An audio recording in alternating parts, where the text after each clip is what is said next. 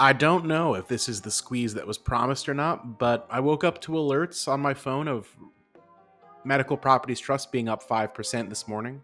It has swung back down about halfway from here compared to where it opened.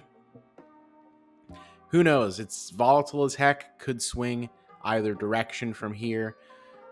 But I will say, yesterday it had a swing up. Today I wake up, it opens higher and jumps up. It's going to be a tug of war kind of trading day, I think. Who knows if it's going to close higher or lower or what the deal is. But this is certainly an interesting development, and what can I say? It's trench warfare between the longs and the shorts at this point. Now, it's no secret that this is still very heavily shorted.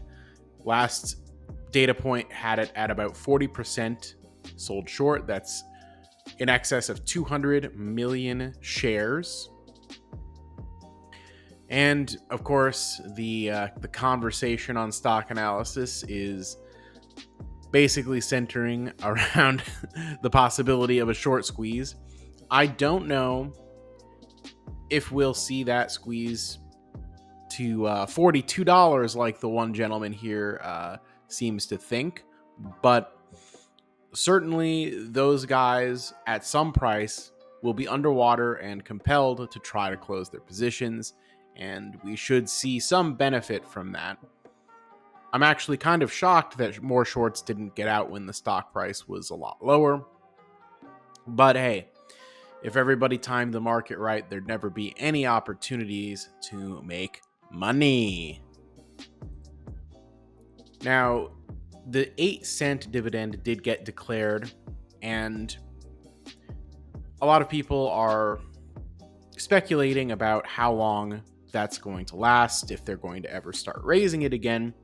Now, I do think as they disentangle from Steward and resolve the debt wall over the next, say, year or so,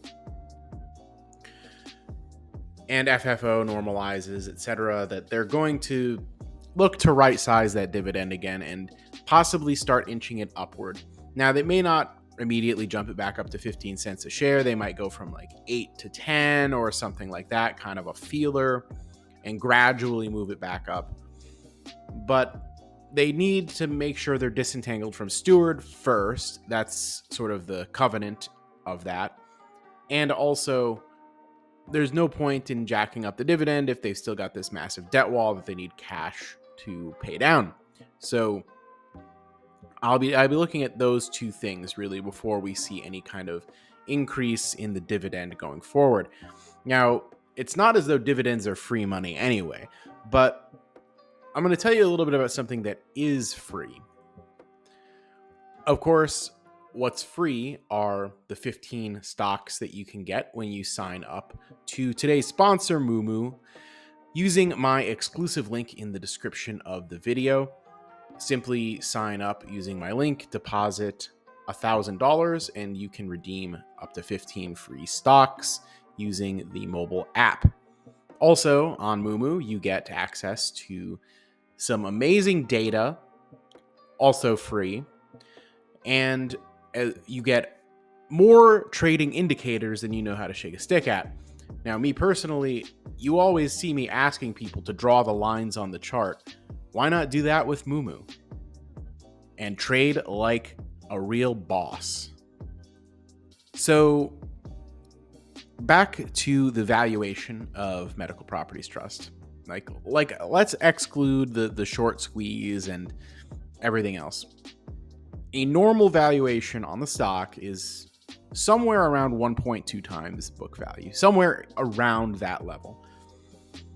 Even if you wanted to say, well, hey, maybe it's going to take a while to get back to normal because of the bankruptcy, etc. Okay, well, we're at less than half still at the $5 level of the stock price. We're less than half of book value still. Now, whether you think book value is overstated, understated, whatever, I think you still have to realize there's a good chance that that it's undervalued, even if book value is somewhat overstated. However, there are others who argue that it's understated and the actual market value of the assets could be much higher, especially after some rate cuts happen, which the market seems to think are imminent in the next few weeks. So I leave you with this thought. The stock is about 40-ish% shorted. We're at much less than half the normal historical valuation on the stock.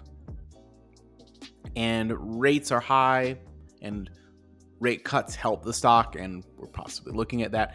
I do think a sort of a perfect storm could be brewing, potentially. I'll give some final thoughts here, and it relates to analyst targets on this stock. They have been consistently behind the curve, I think. Somebody recently brought up to me the Zacks upgrade to a strong buy rating. And granted, that tends to be good news. I know that there is supposedly some kind of a track record with Zacks strong buys, but let's think here. It's a strong buy at, it was probably about $4.50 when the person brought this up to me. Okay, but where were they when the stock was $3? Right?